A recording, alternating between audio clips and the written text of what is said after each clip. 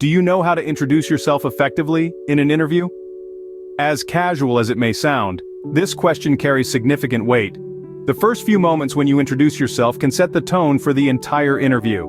It's the golden opportunity to make a positive impression, a chance to present yourself as a confident, competent, and engaging candidate. A good self-introduction is like the overture to a grand symphony. It sets the rhythm, the mood, and gives a glimpse of what's to come. It's the prelude to your story, your skills, and your ambitions. An effective self-introduction can influence the trajectory of the remaining conversation, steering it towards your strengths and away from potential pitfalls. It's not just a simple greeting or a statement of your name, it's your personal billboard, your spotlight moment. And like any good performance, it requires thought, practice, and finesse. So remember, mastering the art of self-introduction could be a game changer in your job-seeking journey. A good self-introduction follows a simple structure. Now let's break down this structure to make it easier for you to craft your very own self-introduction. Essentially, it comprises three parts: personal information, professional background, and why you're a good fit for the job. First up, personal information. This is your chance to give a brief overview of who you are. Keep it simple: your name, where you're from, and perhaps an interesting fact about yourself. For instance, you might say, "I'm Jane Doe, originally from Seattle, and I've been a devoted yoga enthusiast for the past 5 years." It's important to remember that while this part of your introduction is about you as a person, it's not an invitation to share your entire life story. Keep it relevant and concise. Next, your professional background. This is where you outline your career path, highlighting the experiences and skills you've gained along the way. You might start with your education, then move on to your most relevant work experiences. For example, I graduated with a degree in computer science and have since worked in various roles within the tech industry, honing my skills in software development and project management.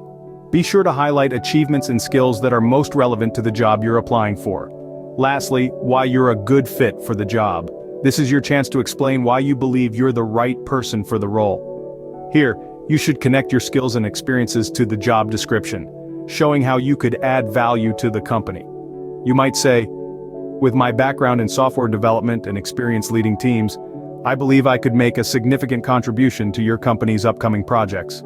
Remember, a good self-introduction is succinct, relevant, and tailored to the job you're applying for. It's not about reciting your resume word for word, but rather painting a picture of who you are, what you've done, and what you can bring to the table. Following this structure will help you deliver a concise and impactful self-introduction. Now that we've covered the structure, here are some tips to make your self-introduction even more effective. Tip number 1. Be confident. Confidence is the key to leaving a lasting impression. Remember, you're not just sharing your background, you're selling your potential. So, stand tall, maintain eye contact, and speak with conviction. Let them see the strong candidate that you are. Tip number 2. Practice beforehand.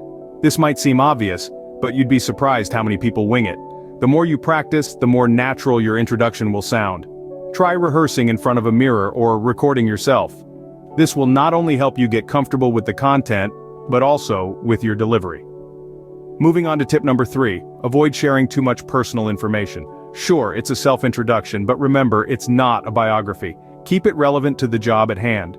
Discuss your experiences, skills, and achievements related to the job you're applying for.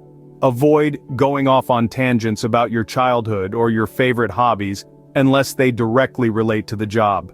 And finally, tip number 4. End with a strong statement about why you're the best candidate for the job. This is your chance to shine. Talk about your unique qualities that make you stand out from the rest. Maybe it's your problem-solving skills, or perhaps it's your ability to lead a team. Whatever it is, make sure it's compelling and ties back to the job description.